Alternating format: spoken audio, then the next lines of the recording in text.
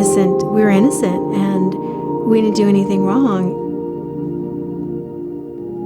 I'm Thea Skaliski. I am 46 years old. I'm a wife.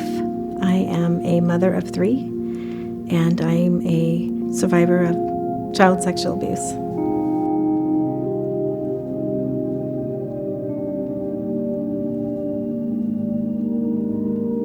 We lived kitty corner from the church that we went to.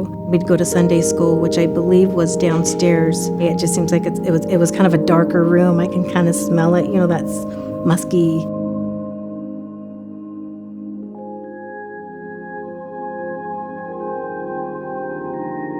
He would offer to have us go over and play. He had toys and dolls and things like that, and down where the Sunday school was. But he said to come over anytime. Sometimes it's hard to talk about. And then there were times when he would have me sit on his lap this way, rub my arms or rub my back or whatever. And then there was just times where he would kind of reach around and touch me in certain places. And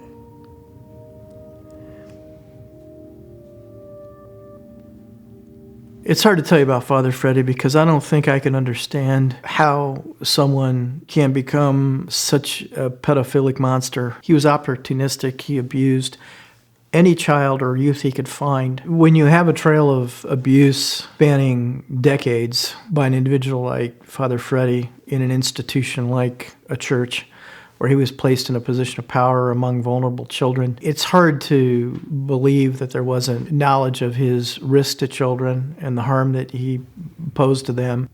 It just makes me mad. This didn't have to happen if somebody did not put him in that place of a reservation of little girls who were very innocent. When I first started doing this work, it was primarily against the Catholic Church, and I had this idea that this is something in the past. This happened 30, 40 years ago. We started getting cases against the Mormon Church. And what I've realized is I don't think it's in the past. And the reason is I don't think these institutions have done enough to protect kids. And so part of our lawsuit is trying to get these institutions to change their policies. History shows that this person who abused a child 10 years ago will go on to abuse other children until they're stopped. What's more profoundly troubling is that institutions have taken action to hide these pedophiles, to cover up what they did. There's a moral imperative that you cannot turn away when you see the harm to children being done out there even now by institutions who aren't protecting them the way they should.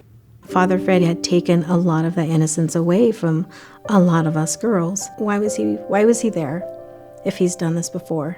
I felt like we were taken advantage of because little Indian girls, we wouldn't say anything.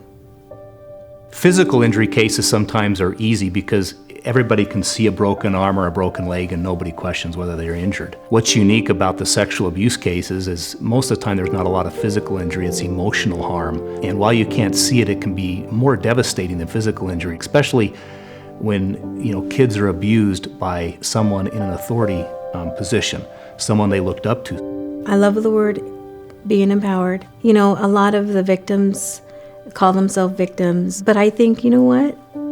Come out, share your story, because there's somebody else there that is afraid to come out and share their story because of the shame. Maybe it's something they thought they did, but letting them know that it was absolutely not their fault, that it needs to be shared so they can heal, so they can start that healing process. I'm proud of my clients. I'm proud that they were able to come forward and not only address their own problem, but be part of a larger solution to the problem. Every client I've had has wanted to change the world to protect children in the future. In fact, the phrase I hear over and over again is, I never want this to happen to any other child.